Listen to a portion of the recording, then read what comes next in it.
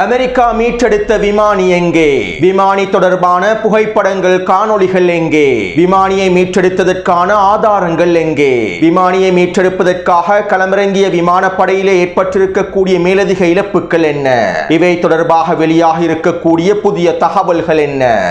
வருகின்ற செவ்வாய்க்கிழமை ஈரானின் மின்சார கட்டமைப்புகளையும் பாலங்களையும் இலக்கு வைத்து தாக்குதல்களை மேற்கொள்ளப் போவதாக அறிவித்துள்ள டொனால்ட் ட்ரம்பும் ஈரான் இதற்காக தயார்படுத்தி வைத்துள்ள ஆச்சரியங்களும் தயாராக உள்ள எதிர்ப்பச்சுக்களும். ஈரானுக்கு எதிரான அமெரிக்காவின் ஃபைனல் ப்ளோ தாக்குதல்களுக்கு முன்பே ஈரான் ஐக்கிய அரபு அமீரகத்தையும் பஹ்ரைனையும் இலக்கு வைத்து ஃபர்ஸ்ட் ப்ளோ தாக்குதல்களை ஆரம்பிக்கப் போகின்றதா? இரண்டு அடிமைகளுடைய முக்கியமான நகரங்களை, கடற்கரை பிரதேசங்களை கைப்பற்றுவதற்கான தாக்குதல்களை ஆரம்பிக்கப் போகின்றதா? மேலும் இந்த தாக்குதல்களை ஆரம்பிப்பதற்கு ஈரானிடம் இருக்கக்கூடிய மிக முக்கியமான ஆதாரங்கள் என்ன?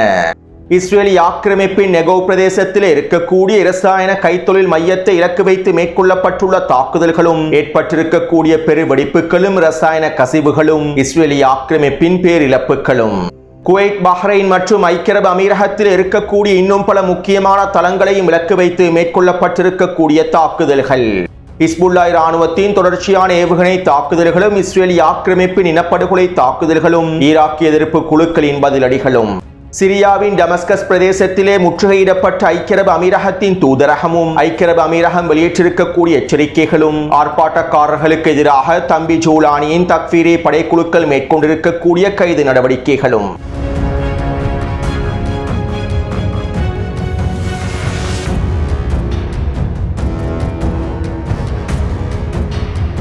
சிரியாவின் டமஸ்கஸ் பிரதேசத்திலே இருக்கக்கூடிய ஐக்கிய அரபு அமீரகத்தின் தூதரகத்திற்கு முன்னால் நூற்றுக்கணக்கான சிரிய மக்கள் அணிதிரண்டு ஆர்ப்பாட்டங்களை மேற்கொண்டிருந்தார்கள். பலஸ்தீனுக்கான ஆதரவை வழங்கக்கூடிய மக்கள் ஒன்றிணைந்து ஐக்கிய அரபு அமீரகத்தின் தூதரகத்திற்கு முன்னால் ஆர்ப்பாட்டங்களை மேற்கொண்டிருந்தார்கள். மேலும் ஐக்கிய அரபு அமீரகத்தின் கொடியையும் பிடுங்கி எறிந்து பலஸ்தீனிய கொடியையும் நாட்டியிருந்தார்கள். மேலும் ஜியோனிஸ் ஆக்கிரமிப்புக்கு ஆதரவை வழங்கக்கூடிய ஐக்கிய அரபு அமீரகம், ஜியோனிஸ் ஐக்கிய அரபு அமீரகம் என கோஷங்களை எழுப்பியிருந்தார்கள். இதைத் தொடர்ந்து குறித்த பிரதேசத்திலே களமிறங்கிய ஜூலானியின் தக்ஃபீரி படைக்குழுக்கள் ஆர்ப்பாட்டக்காரர்களை முழுமையாக கலைத்தார்கள். ஐக்கிய அரபு அமீரகத்தின் தூதரகத்திற்கு முன்னால் இருக்கக்கூடிய ஆர்ப்பாட்டக்காரர்களை முழுமையாக வெளியேற்றினார்கள். மேலும் குறித்த சம்பவம் தொடர்பாக ஐக்கிய அரபு அமீரகத்தினுடைய வெளியுறவுத்துறை அமைச்சகம் அறிக்கை ஒன்றை வெளியிட்டிருந்தது. டமஸ்கஸில் இருக்கக்கூடிய எங்களுடைய தூதரகத்திற்கு முன்னால் மேற்கொள்ளப்பட்டிருக்கக்கூடிய கலவரங்களையும் ஆர்ப்பாட்டங்களையும் நாங்கள் வன்மையாக கண்டிக்கின்றோம். மேலும் இதிலே சம்பந்தப்பட்டிருக்கக்கூடிய ஒவ்வொருவரும் கைது செய்யப்பட வேண்டும். சிரியாவின் அதிபரோடு நாங்கள் இவை தொடர்பாக கலந்துரையாடல்களை மேற்கொண்டுள்ளோம். மேலும் குறித்த ஆர்ப்பாட்டங்களோடு சம்பந்தப்பட்டிருப்பவர்களுக்கு எதிரான சட்ட நடவடிக்கைகள் விரைவில் எடுக்கப்படும் என்றும் ஐக்கிய அரபு அமீரகத்தின் வெளியுறவுத்துறை அமைச்சகம் அறிவித்திருந்தது. மேலும் இதற்கமைவாக ஜூலானியின் தக்ஃபீரி படைக்குழுக்கள் அமீரகத்தின் தூதரகத்திற்கு முன்னால் ஆர்ப்பாட்டங்களை மேற்கொண்டிருக்கக்கூடிய முக்கியமான நபர்களை கைது செய்துள்ளதாகவும் தெரிவிக்கப்படுகின்றது. இதே போன்றுதான் 2 நாட்களுக்கு முன்பு தெற்கு சிரியாவினுடைய தாரா பிரதேசத்திலே இஸ்ரேலி ஆக்கிரமிப்புக்கு எதிராக அரபு பழங்குடி மக்கள் ஆர்ப்பாட்டங்களையும் வாகன பேரணிகளையும் மேற்கொண்டிருந்தார்கள். நாங்கள் இஸ்ரேலி ஆக்கிரமிப்புக்கு எதிராக தாக்குதல்களை மேற்கொள்ளப் போகின்றோம், கோலன் குன்று பிரதேசத்தினூடாக நுழைந்து நாங்கள் தாக்குதல்களை மேற்கொள்ளப் போகின்றோம் என கோஷங்களை எழுப்பியிருந்தார்கள். இதைத் தொடர்ந்து ஜூலானியின் தக்ஃபீரி படைக்குழுக்கள் குறித்த ஆர்ப்பாட்டத்திற்கு, வாகன பேரணிக்கு பொறுப்பாக இருக்கக்கூடிய அரபு பழங்குடி மக்களுடைய சில தலைவர்களை கைது செய்துள்ளது. மேலும் இஸ்ரேலி ஆக்கிரமிப்புக்கு எதிரான குறித்த வாகன பேரணியானது தாரா சந்தியை கடப்பதற்கு முன்பே ஜூலானியின் தக்ஃபீரி படைக்குழுக்கள் அவற்றை முழுமையாக தடுத்து நிறுத்திவிட்டார்கள். மேலும் குறித்த வாகன பேரணியையும் முழுமையாக கலைத்து விட்டார்கள். அதாவது அண்ணன் நெட்டன்யாஹுவுக்கு எதிராக சிரியாவில் இருக்கக்கூடிய மக்கள் திரும்பிவிடக் கூடாது என்பதற்காக தம்பி ஜூலானி செய்ய முடியுமான அனைத்து வேலை திட்டங்களையும் முயற்சிகளையும் மேற்கொண்டு வருகின்றார். இஸ்ரேலி ஆக்கிரமிப்புக்கு எதிரான போராட்டங்களை சிரியாவில் இருக்கக்கூடிய மக்கள் மேற்கொண்டு விடக் கூடாது என்பதற்காக எல்லா விதமான வேலை திட்டங்களையும் மேற்கொண்டு வருகின்றார். மேலும் ஜூலானியின் தக்ஃபீரி படைக்குழுக்களும் இஸ்ரேலி ஆக்கிரமிப்புக்கு எதிராக வீதிகளில் களமிறங்கக்கூடியவர்களை கைது செய்வதற்கான வேலை திட்டங்களையும் முன்னெடுத்து வருகின்றது. அது மட்டுமல்லாமல் டமஸ்கஸ் பிரதேசத்திலே தற்போது ஐக்கிய அரபு அமீரகத்தின் தூதரகத்திற்கு முழுமையான பாதுகாப்பையும் வழங்கியுள்ளது. மேலும் டமஸ்கஸில் இருக்கக்கூடிய அமெரிக்கர்களின், இஸ்ரேலியர்களினுடைய பாதுகாப்பை உறுதிப்படுத்துவதாகவும் தம்பி ஜூலானி அறிவித்துள்ளார். அத்தோடு இன்றைய தினம் உக்ரைனிய ஜனாதிபதி ஜெலன்ஸ்கி தம்பி ஜூலானியை சந்திப்பதற்கு சிரியாவிலே களமிறங்கியுள்ளார். இவரோடு துருக்கியினுடைய வெளியுறவுத்துறை அமைச்சரும் களமிறங்கியுள்ளார். 3 கோமாளிகளும் ஒன்றிணைந்து பாதுகாப்பு ஒப்பந்தம் தொடர்பான பேச்சுவார்த்தைகளை மேற்கொண்டுள்ளார்கள். சிரியாவுக்கும் உக்ரைனுக்கும் இடையிலான உறவுகளை வலுப்படுத்துவதற்காகவும் சிரியாவின் தக்ஃபீரி படைகளோடு ஒப்பந்தங்களை மேற்கொள்வதற்காகவுமே ஜெலன்ஸ்கி களமிறங்கியுள்ளார். அடுத்து லெபனானிலே இஸ்ரேலிய ஆக்கிரமிப்பு உச்சவான்வழி தாக்குதல்களை மேற்கொண்டு வருகின்றது. இன்று மதியம் லெபனானினுடைய ராஃபிக் ஹரீரி பல்கலைக்கழகத்தின் மருத்துவ பீடத்தை இலக்கு வைத்து தாக்குதல்கள் மேற்கொள்ளப்பட்டிருந்தன. மேலும் குறித்த பல்கலைக்கழகத்திற்கு அருகாமையில் இருக்கக்கூடிய குடியிருப்பு பகுதிகளை இலக்கு வைத்தும் தாக்குதல்கள் மேற்கொள்ளப்பட்டிருந்தன. இந்த தாக்குதலிலே 40க்கும் அதிகமான லெபனானிய மக்கள் இனப்படுகொலை செய்யப்பட்டுள்ளார்கள். அதே போன்று பெய்ரூட்டின் தஹியே பிரதேசத்தில் இருக்கக்கூடிய 5 கட்டிடங்கள் இலக்கு வைத்தும் தாக்குதல்கள் மேற்கொள்ளப்பட்டுள்ளன. இந்த தாக்குதலினாலும் உயிரிழப்புகளுடைய எண்ணிக்கையானது 100ஐயும் தாண்டியுள்ளது. காசாவிலே பலஸ்தீனிய மக்களை கொன்று குவித்ததை போன்று தற்போது லெபனானிலே லெபனானிய மக்களையும் இஸ்ரேலிய ஆக்கிரமிப்பு கொன்று குவிக்கின்றது, இனப்படுகொலை செய்கின்றது. அதே நேரம் ஹிஸ்புல்லா இராணுவத்தினரும் இஸ்ரேலிய ஆக்கிரமிப்புக்கு எதிரான தாக்குதல்களை மேற்கொண்டு வருகின்றார்கள். கடந்த 48 மணித்தியாலங்களுக்குள் ஹிஸ்புல்லா இராணுவத்தினர் 60க்கும் அதிகமான தாக்குதல்களை மேற்கொண்டுள்ளார்கள். குறிப்பாக இஸ்ரேலிய ஆக்கிரமிப்பின் வடக்கு பிரதேசத்தை இலக்கு வைத்து 80க்கும் அதிகமான ஏவுகணை தாக்குதல்களை மேற்கொண்டுள்ளார்கள். இஸ்ரேலிய ஆக்கிரமிப்பு நிலத்தொடர்களை ஒரு நிமிடமேனும் நிம்மதியாக இருக்கவிடக்கூடாது என்பதற்கமைவாக தொடர்ச்சியான ஏவுகணை தாக்குதல்களை வடக்கு குடியேற்ற பிரதேசங்கள் இலக்கு வைத்து மேற்கொண்டு வருகின்றார்கள். இதன் விளைவாக கடந்த 48 மணித்தியாலங்களுக்குள் 12 நகரங்களுக்குள் 15க்கும் அதிகமான கட்டிடங்கள் இலக்கு வைக்கப்பட்டுள்ளன. மேலும் குறித்த பிரதேசங்களில் இருந்து இஸ்ரேலிய ஆக்கிரமிப்பு நிலத்திடர்கள் முழுமையாக வெளியேறியும் வருகின்றார்கள். அது மட்டுமல்லாமல் ஹைஃபாவினுடைய துறைமுக பிரதேசத்திலும் ஹைஃபாவினுடைய குடியேற்ற பிரதேசங்களிலும் பல தாக்குதல்களை மேற்கொண்டுள்ளார்கள். டசன் கணக்கான ட்ரோன்களை பயன்படுத்தி இந்த தாக்குதல்கள் மேற்கொள்ளப்பட்டுள்ளன. இதன் விளைவாக ஹைஃபா பிரதேசத்தில் இருக்கக்கூடிய இஸ்ரேலிய ஆக்கிரமிப்பு ராணுவத்தின் ஆயுத கிடங்கு ஒன்றும் இலக்கு வைக்கப்பட்டுள்ளது. மேலும் 2 கைத்தொழிற்சாலைகள் இலக்கு வைக்கப்பட்டுள்ளன. அதே போன்று ஐண்டோம் அமைப்பு ஒன்று இலக்கு வைக்கப்பட்டிருப்பதாகவும் தெரிவிக்கப்படுகின்றது. அடுத்து ஈராக் எதிர்ப்பு குழுக்களும் குர்திஸ்தான் பிரதேசத்தை இலக்கு வைத்து தொடர்ச்சியான தாக்குதல்களை மேற்கொண்டு வருகின்றார்கள். கடந்த 48 மணித்தியாலங்களுக்குள் ஈராக் எதிர்ப்பு குழுக்கள் குர்திஸ்தான் பிரதேசத்தில் மாத்திரம் 35க்கும் அதிகமான தாக்குதல்களை மேற்கொண்டுள்ளார்கள். குர்திஸ்தான் ஏபில் பிரதேசத்திலும் சுலைமானியா மேற்கு பிரதேசத்திலும் பதுங்கியிருக்கக்கூடிய அமெரிக்க அதிகாரிகளுடைய தளங்கள் இலக்கு வைத்து தாக்குதல்கள் மேற்கொள்ளப்பட்டுள்ளன. இந்த தாக்குதலினால் பல அமெரிக்க அதிகாரிகளும் சிப்பாய்களும் கொல்லப்பட்டிருக்கலாம் என தெரிவிக்கப்படுகின்றது. அது மட்டுமல்லாமல் எர்பில் பிரதேசத்தில் இருக்கக்கூடிய 2 ஹோட்டல்களை இலக்கு வைத்தும் தாக்குதல்கள் மேற்கொள்ளப்பட்டுள்ளன. அதே போன்று குர்திஸ்தான் பிரிவினைவாதிகளின் தளங்களை இலக்கு வைத்து 8 தாக்குதல்கள் மேற்கொள்ளப்பட்டுள்ளன.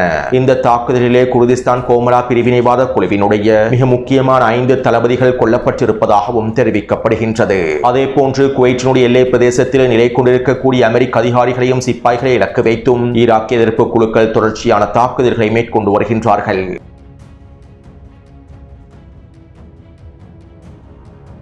சுட்டு வீழ்த்தப்பட்ட F-15 போர் விமானத்தினுடைய விமானிகளை மீட்டெடுத்தது தொடர்பாக டொனால்ட் ட்ரம்ப் 2வது ட்ரூத் சோஷியல் பதிவையும் வெளியிட்டிருந்தார். ஈரானின் மலைப்பிரதேசங்களுக்குள்ளே ஆழமாக சென்றிருந்த எங்களுடைய விமானிகளை நாங்கள் மீட்டெடுத்துள்ளோம். ஈரானிய ராணுவம் வனப்பிரதேசத்திலும் மலைப்பிரதேசத்திலும் ஏராளமாக களமிறங்கியிருந்தார்கள். அவர்கள் தீவிரமாக தேடினார்கள்.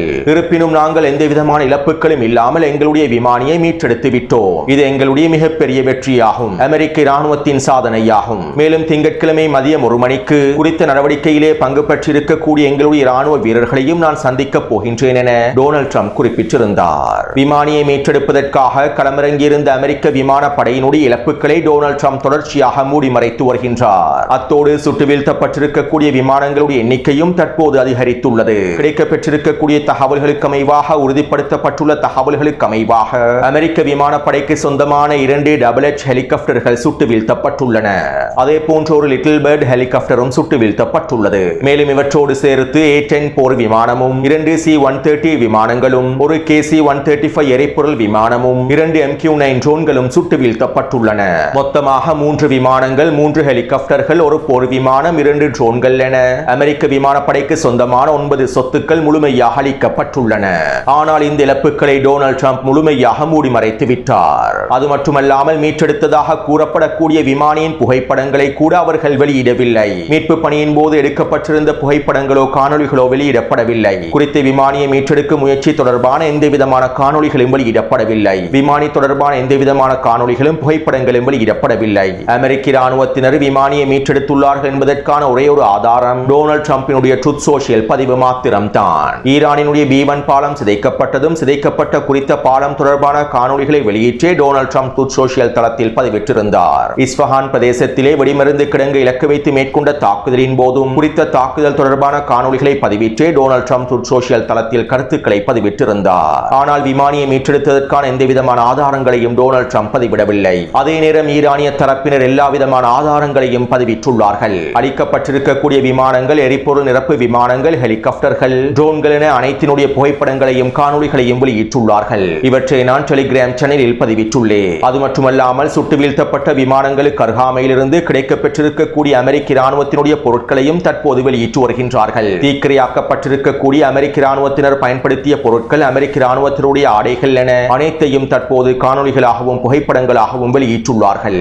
இவை அனைத்தையும் டெலிகிராம் சேனலில் பதிவிட்டுள்ளேன். மேலும் அதிகளவான சர்வதேச ஊடகங்களிலும் இவை தொடர்பான புகைப்படங்களும் காணொளிகளும் தற்போது வெளியாகிய வண்ணம் இருக்கின்றன.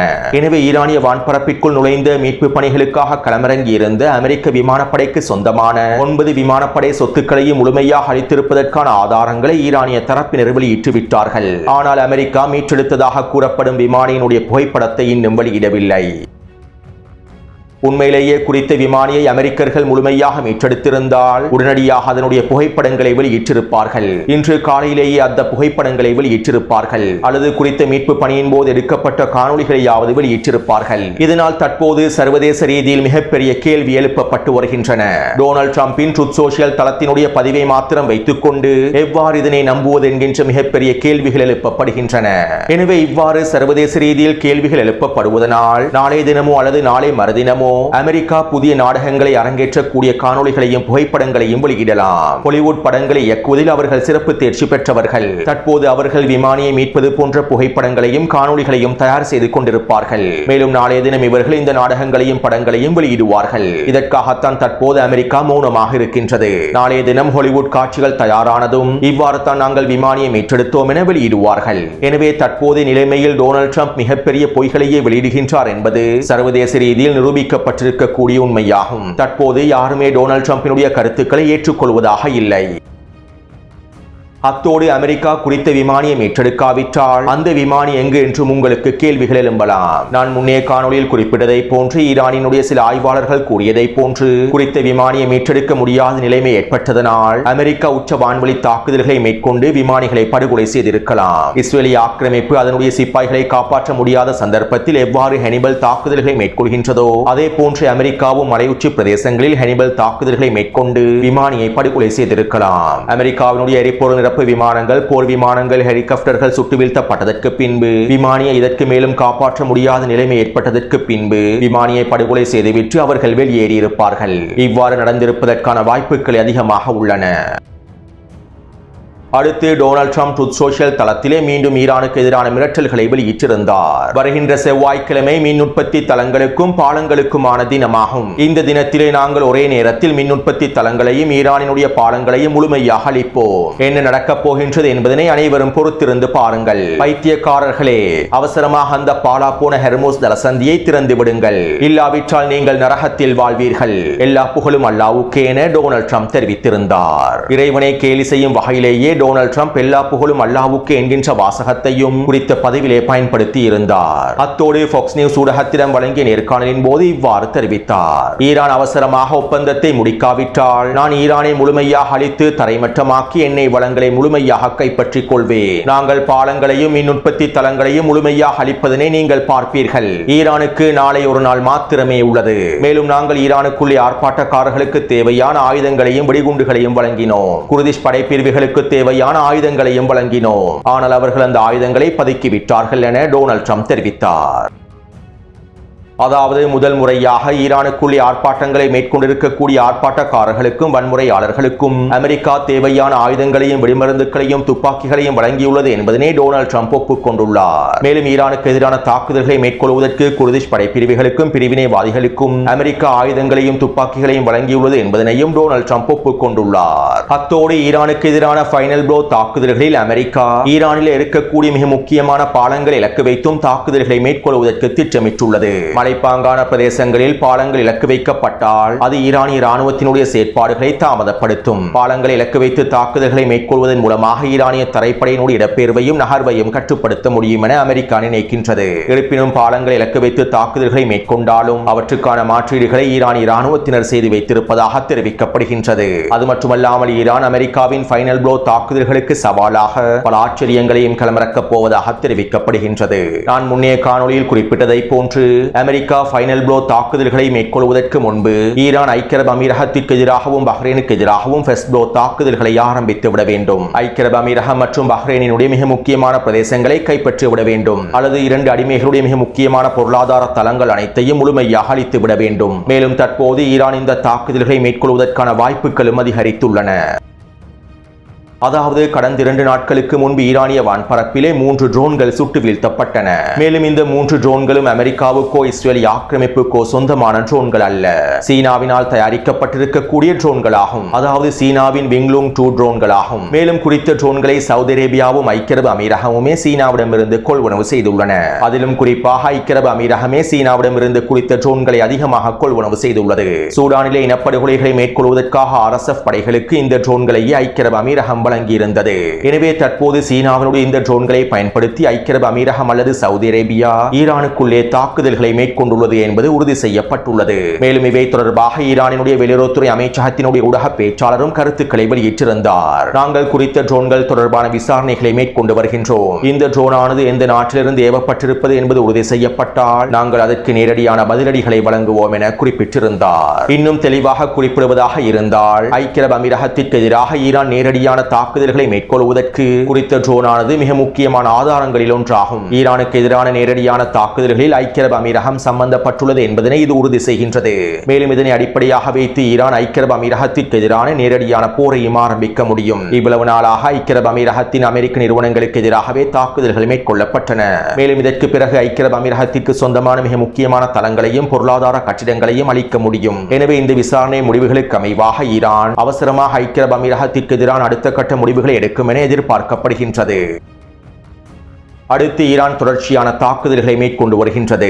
இதற்கமைவாக கடந்த 12 மணித்தியாலங்களுக்குள் ஐக்கிய அரபு அமீரகத்தின் ஹப்சான் எரிவாயு தளத்தில் இருக்கக்கூடிய எக்ஸன் மொபைல் மற்றும் செவ்ரோன் ஆகிய அமெரிக்க நிறுவனங்களின் மிக முக்கியமான தளங்களை இலக்கு வைத்து தாக்குதல்கள் மேற்கொள்ளப்பட்டுள்ளன.